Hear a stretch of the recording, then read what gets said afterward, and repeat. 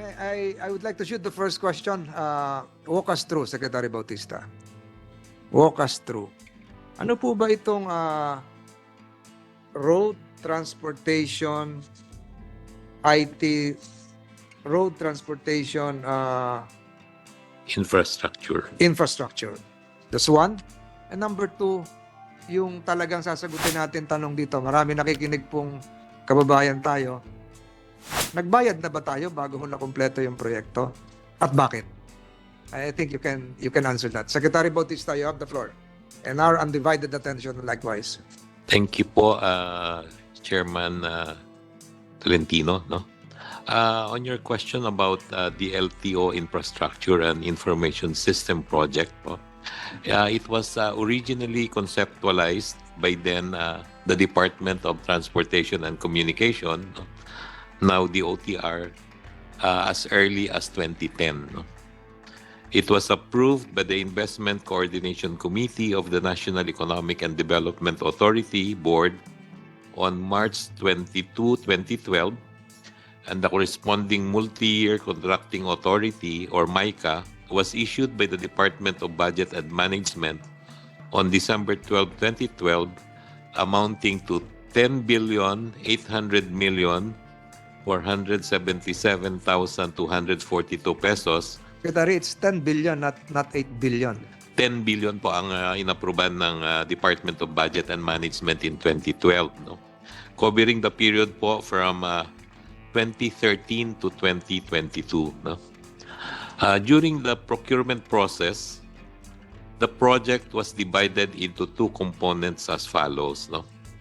Yung first component po is the LTO frontline services with an approved budget of 3.4 billion pesos. No? And it was entered into po in favor of the joint venture of Dermalog Identification Systems, Holy Family Printing Corporation, Microgenesis Software Corporation, and Bersontal Builders Incorporated. Yan po yung first component. No? The second component po is the LTO for LTO internal operations, no?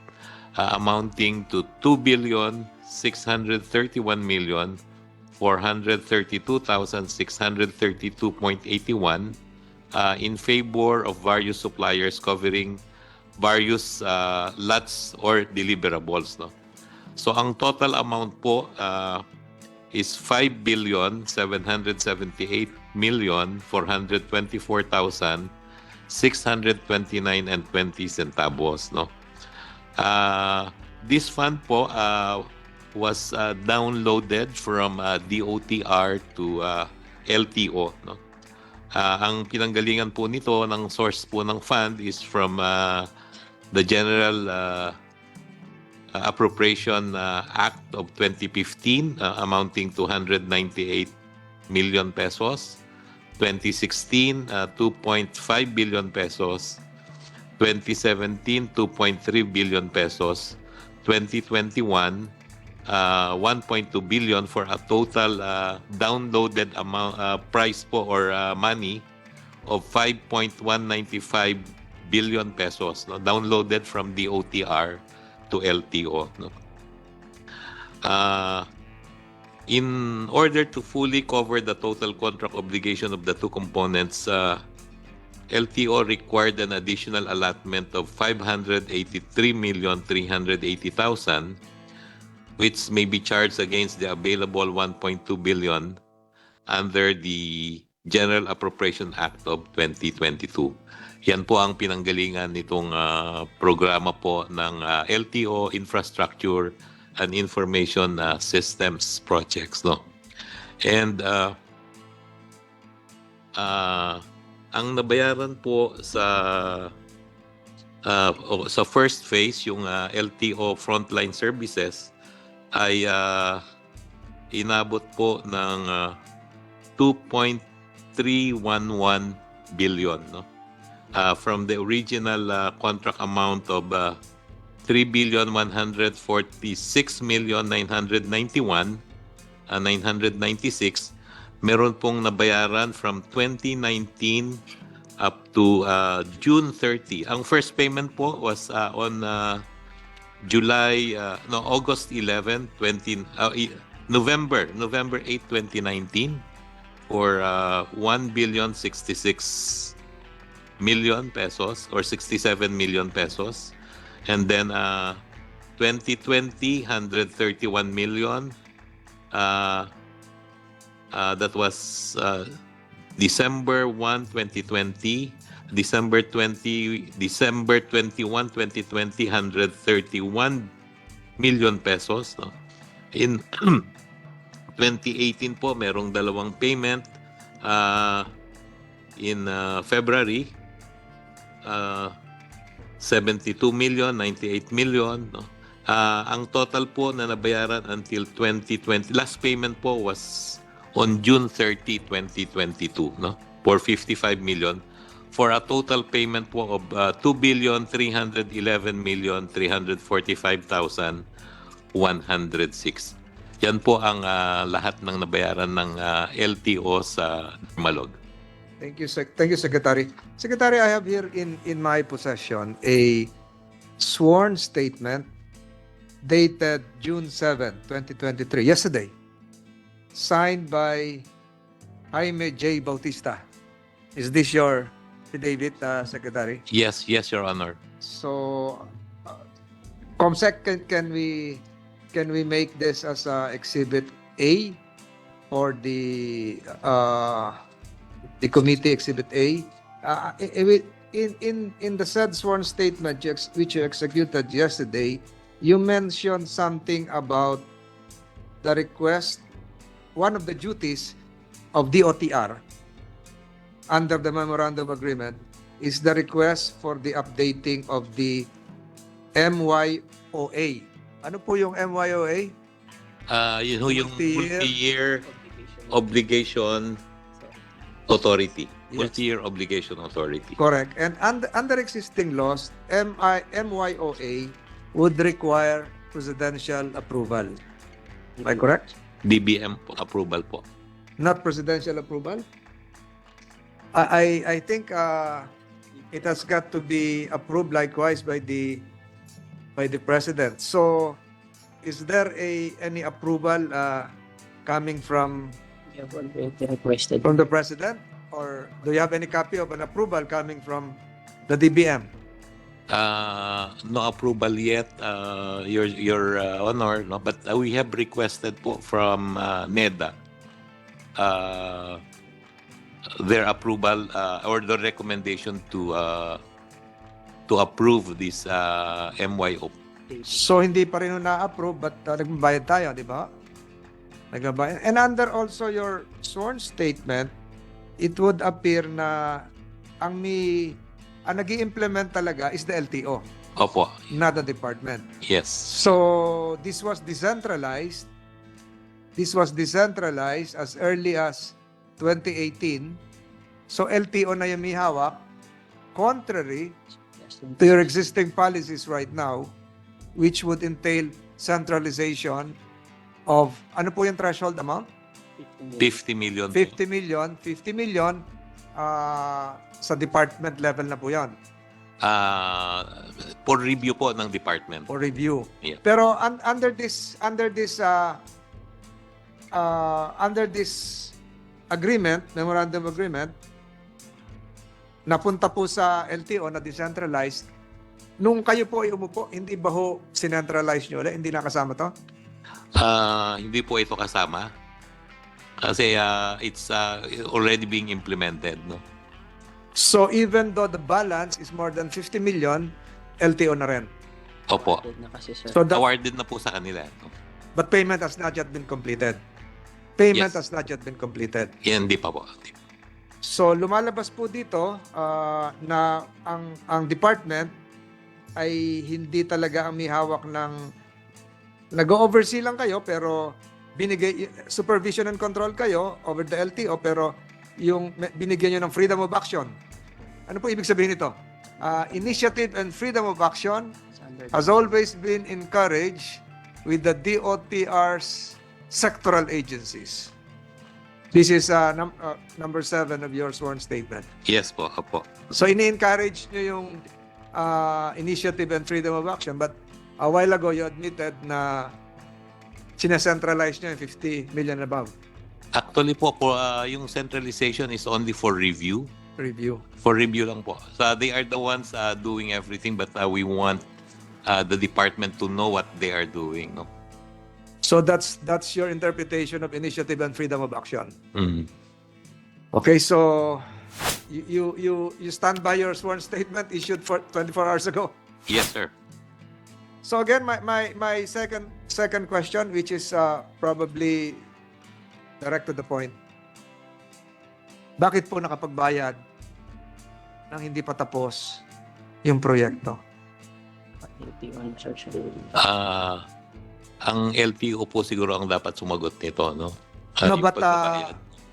before LTO answers, ginawa ko yung pecking order kanina. Yung pagbabayad po ng advance would now entail presidential approval. Meron tayong batas doon. Mm. Kailangan po ng approval ng Office of the President. Yun, Advance payment. advance payment po. Advance payment, opo. So pag nagbayad tayo, kailangan may presidential approval.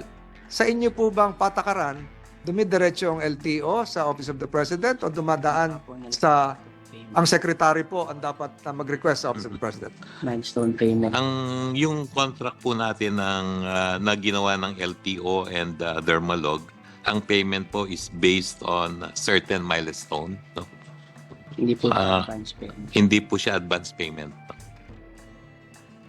My question has something to do whether the performance made by the other party is sufficient enough to entail an appropriate payment. Payment. Mhm. Eh kung kagaya po ng sinabi ni Senator Grace po na hindi pa nakalagay din dito sa inyo sa inyong affidavit number 8, we reiterate that no project is perfect. So kahit hindi pa ho tapos ito, minarapat na bayaran dahil yun nasa kontrata. Tama mo ba yan? Ganun po. Yes po. Kaya na-flag down ng COA. Senator Pimentel, do you have a question? Parang wala. Senator Grace. Thank you, Mr. Chairman. Senator, we cannot see your face. Ayan. Thank you, sir. Thank you po. Basta ang nakukuha ko, klaro kay Secretary, na hindi pa fully paid ang Dermalog. And if we look at the total amount paid to the Dermalog joint venture, it is around 2 billion plus. 2.3 po. 2.3. Apa. So sa mata ng ahensya at ng departamento, tayo po ba may utang na sa Dermalog joint venture? Utang kasi 3 plus billion po yata itong ating kontrata, 3.1 billion if I'm not mistaken. Your Honor, meron hong balanse pero lumalabas dito sa record na meron pang hindi na deliver ang Dermalog. Okay. So yung ating palang in order na software system sa Dermalog joint venture could function even if hindi pa siya fully delivered. Ganun po ba ang pagka-design ng ating software na hinihingi? Ang lumalabas po, merong mga applications na functioning, no? And Correct. merong mga applications that still need to be completed, no? Pero Correct. kung doon sa mga functions na already are available, no? Ginagamit na po ito ng LTO, no? So in that sense, Mr. Secretary, we can say na separate or compartmentalized po yung mga applications. I mean sa standalone, one core application can function even if another core application is not yet finished. Ganun po ba ang pagka-design ng ating software na in order? Yun po ang lumalabas doon sa result ngayon, ano? Meron pong mga functions, merong mga functionalities that are already available, no? But there are also some other functionalities that need to be completed, no? Oo nga, ganun po nga. Pero that means to say, the LTO and of course the department which has supervision over the LTO is your department. Meaning to say, yung LTO was happy or satisfied with the some of the core applications already delivered in their function. Ganun po ba yun? For example po, yung issuance ng license, no? Maganda po yung naging resulta, no? You can get your driver's license in 15 minutes to 30 minutes, no? Unlike po nung past na medyo matagal, no? Okay po. Pero meron din kasing reklamo na matagal nga daw. So better pay attention to those complaints kasi kami naman as elected public officials, we also react to the public's feedback given to us. Meron pong sa COA report. That's why I want to congratulate COA kasi kung wala itong COA report, kulang po yung aming source of information. Meron pa daw 70 open issues dun sa LTMS version 2.3.0, and then meron pa daw 25 issues concerning the core applications which have remained unresolved as of December 9, 2021. So, kumusta po yung mga so-called unresolved issues or open issues as of today, Mr. Secretary?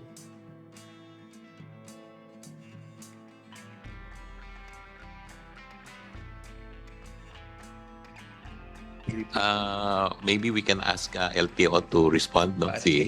Sure. Through the chair. Who is the LTO now? Uh, Who is supposed to be the LTO? Sinong pwedeng sumagot sa LTO? Isn't it a fact that we have a new OIC for the LTO? Ang OIC po natin si ASEC Hector Villacorta, no? Is he But this can knowledgeable be now? answered po by Mr. Claudio Bonsol, no? Mr. Claudio Bonsol is the assistant OIC? Ano? Hindi po. MIB. MID chief po. Siya information po. Management information. This and you're under oath. Go ahead. Thank you, Mr. Chairman. Good afternoon po. Good afternoon, everyone. Regarding po dun sa question na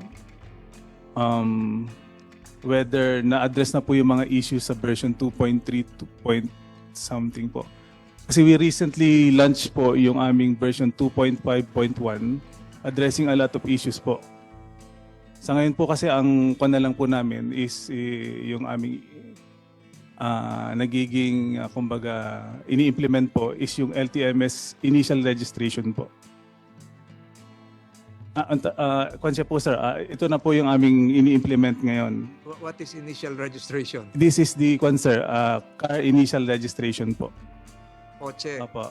Ito na lang po yung remaining module na kailangan namin tapusin. Nagpa-parallel testing, nagpa-parallel implementation na po kami. You're referring to brand new cars or even second-hand cars? Brand new cars po. Go ahead. Yun na lang ang kulang. Pakatapos, Completed na po ang LTMS.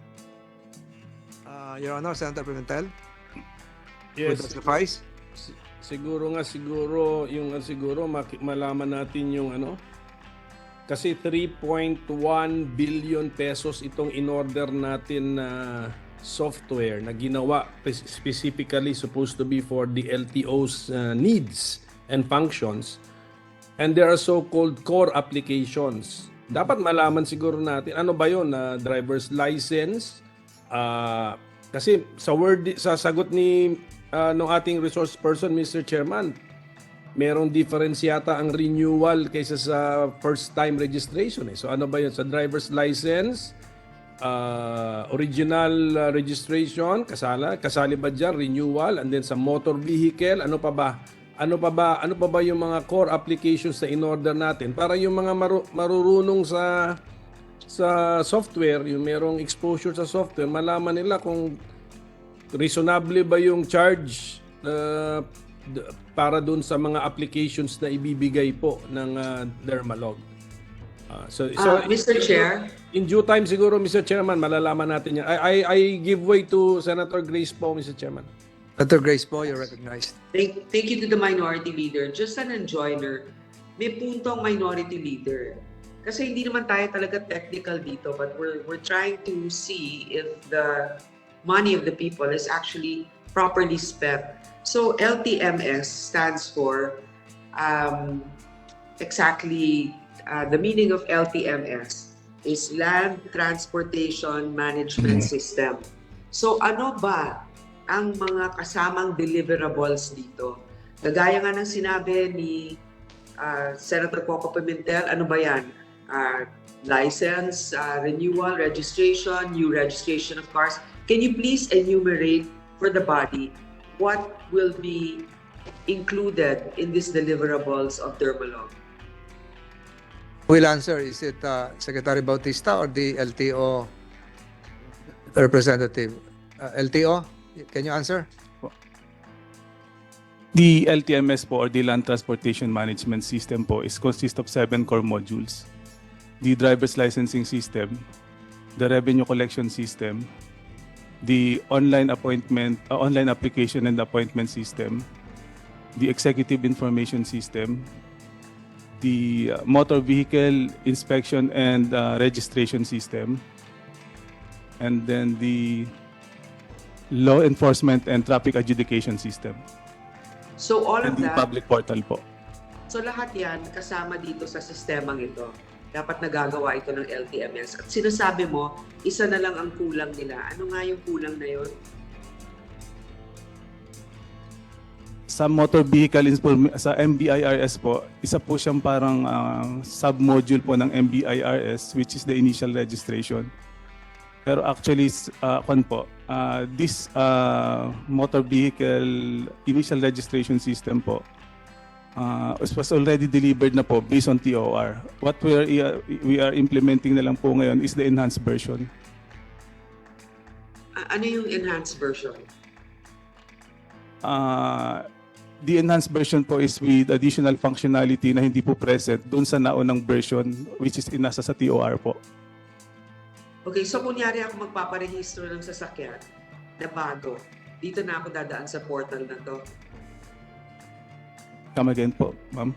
Kung magpaparehistro ng bagong sasakyan, dito na dadaan sa LTMS system na to. Pwede na to online. Hindi pa po siya online. Sa ngayon po, ang nangyayari pong registration is on-site pa rin po. So Pero on-site, Opo. pero mas mapapabilis dito sa sistema na ito. Opo, kasi centralized na po yung system. At the same time po, mas mabilis na po yung proseso niya ngayon kasi may mga additional functionalities po.